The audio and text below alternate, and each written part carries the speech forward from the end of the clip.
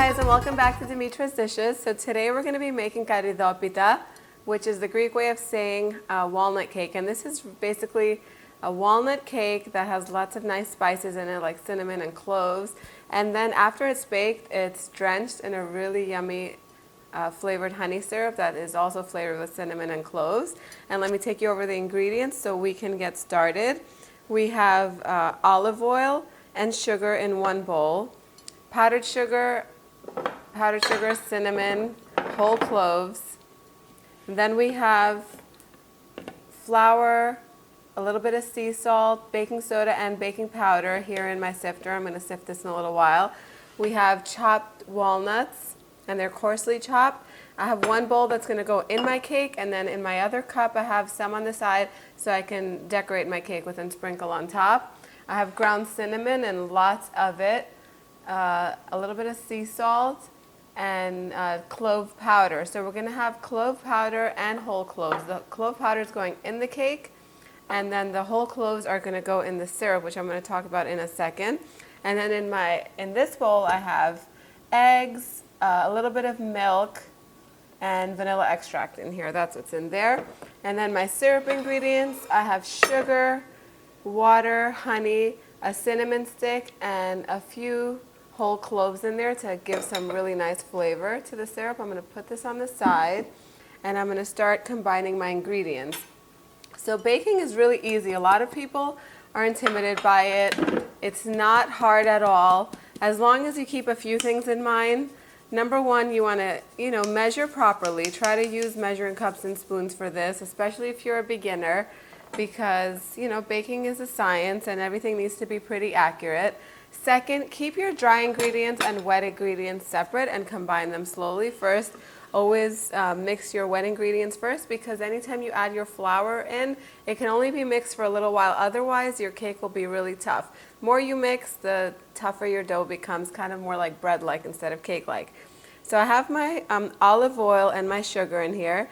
But before I mix this, I also have my 9 by 13 inch baking pan that I'm going to bake this in. And I'm just going to rub with my brush oil all around this, so that way the cake comes out of here pretty easily. You can definitely brush butter on this if you have melted butter. I didn't want to go through the hassle of melting butter, so I'm just going to do it the easy way. I don't have cooking spray, but if you do, you can definitely spray this with cooking spray. So all you need is a handheld mixer. If you don't have a handheld mixer, you can definitely make this with a whisk. So I'm going to begin by mixing my butter and my oil and my sugar. And one more tip before I start mixing. So I hate washing dishes. I've said that a million times, but it's the truth. So a good tip is so that way you don't have to wash a whole bunch of measuring cups, a whole bunch of measuring spoons.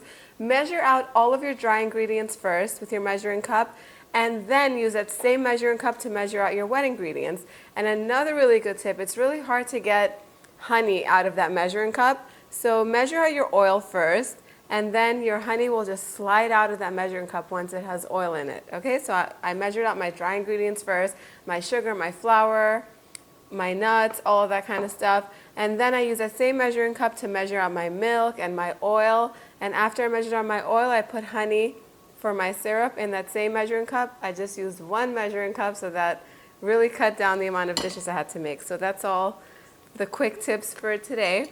I'm going to start beating my oil and my sugar together, and then I'm going to add my eggs, my milk, and my vanilla extract to this. So all of my wet ingredients are combined, and I'm going to put my topping ingredients, which are my extra walnuts, my powdered sugar, and my cinnamon, on the side. And the walnuts that I'm going to use that are going to go in the cake, I'm just going to take some of my sifted flour, about a tablespoon, and kind of mix it in here, so that way my walnuts get coated, and that just ensures and prevents the walnuts from sinking to the bottom of the cake, and they'll be suspended throughout the cake, and it'll be really nice and perfect. Okay, so this cake is super good with coffee or tea, and it is so easy. Once you make this once, you're going to make it all the time, because it's so easy to make. So I'm going to add my flour in just a few batches, maybe 3 batches, starting off on a low speed and not overbeating it, okay? As soon as it's incorporated, I'm gonna add a little more until we're done adding the flour. That's it. We're not going to mix that anymore. The last and final ingredient is going to be my walnuts that have been chopped up and coated in a little bit of the flour. And I'm just going to fold these in with my spatula, just like that. Baking tray, I preheated my oven to 350 degrees. And I'm just going to pour this batter in here and spread it out. My oven is preheated. I'm going to pop this in there for about 45 minutes. I'm going to check it at 45 minutes by inserting a toothpick and making sure that when the toothpick comes out, there are just crumbs on there, not batter, okay? That makes a big difference. If there's batter in it, it'll need a little more time to cook. So it'll take about 45 to 55 minutes for this to be ready. I'll tell you exactly how long it takes me. I'm going to pop this in the oven and then we're going to start making our syrup for this. Okay, so the cake is in the oven. And the syrup is super simple to prepare. All the ingredients are combined in this little saucepan. And I'm just going to keep stirring and bring this up to a boil. Once it comes up to a boil, I'm going to reduce the heat and let it cook for about 5 more minutes until it thickens a bit. Then I'm going to take it off of the heat and let it cool down, because as soon as the cake comes out of the oven, we're going to pour the cooled down syrup right all over the cake, and it's going to absorb it, and it's going to be syrupy and yummy, and you're going to stuff your face with it. But let me give you some tips. Okay, here are some pointers about this. So it's a good idea to make this either before you put your cake in the oven, like the first thing before you start mixing it, make your syrup, or as soon as your cake goes in the oven, because you want to add cool down syrup to hot cake, okay? You don't want to do cool cake, cool syrup. It won't absorb, or hot and hot. It'll just make it mushy. So one thing has to be hot, the other thing has to be cooled down. So if you're running late or you forget or something happens and you don't have time to make the syrup right now, where's my oven? I had to set the timer. But anyway, so if you're running late and you don't have time to make the syrup right now and something goes wrong, who knows, something went wrong, I don't know what went wrong, but you didn't have time to make the syrup and let it cool down. Well, then just let your cake cool down completely and make your syrup and pour your hot syrup over your cooled down cake. Get it? Cool, hot. They have to be two opposites, not two of the same. That's the only rule you need to know about this.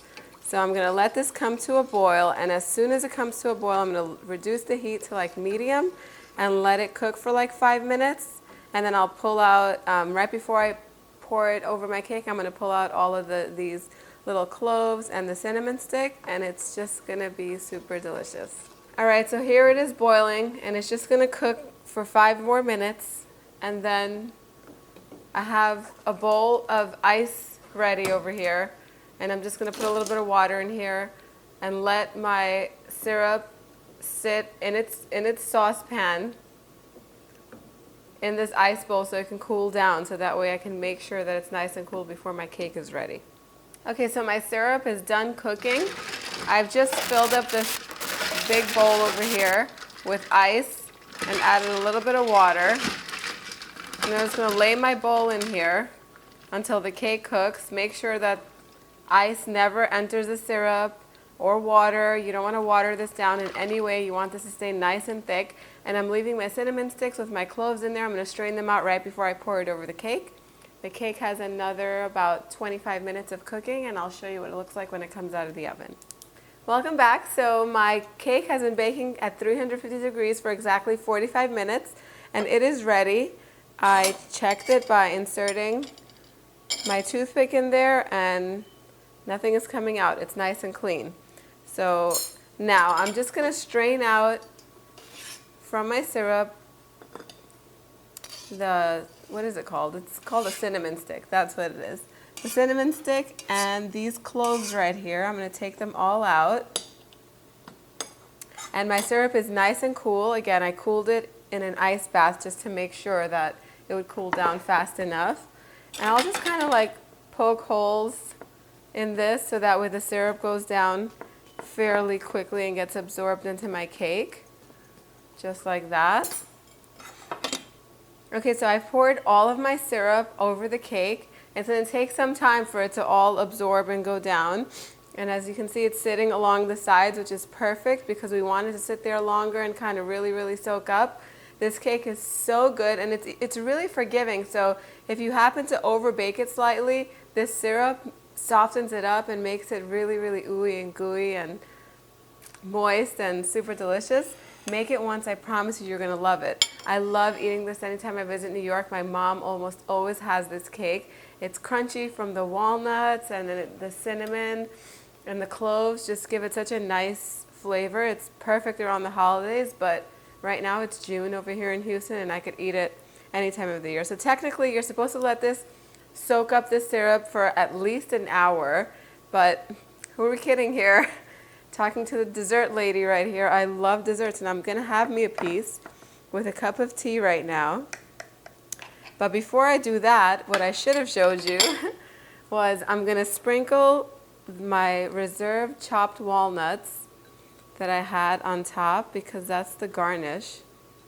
It's a really healthy cake too. You know, there's olive oil in here, all these really good spices. Walnuts are super healthy for you. So I'll just put some walnuts all over here. I'll save some for the slice that I'm going to put on my plate. Sprinkle some powdered sugar. This is powdered confectioner sugar. And then, since cinnamon is in the cake, we'll sprinkle some on top as well because you can't ever really have too much cinnamon. It's my favorite spice to bake with. That's it. Let me take out my piece now and make sure it's good enough to serve, right? See if I can get it out without letting it fall apart. There it is. Look at that. Look at that. It is so yummy. And of course on my piece I'm going to put a few more almonds so I could feel a little better about eating this dessert. And I'll sprinkle some more cinnamon because I love cinnamon. Look at that. Isn't that pretty? Go on www.dimitrasdishes.com. Get this recipe and more. Make it for your friends, for your family, or for yourself. And enjoy it. Let me know how it turns out, how you liked it. I'd love to see pictures, and I'll see you guys next time. Bye, everyone.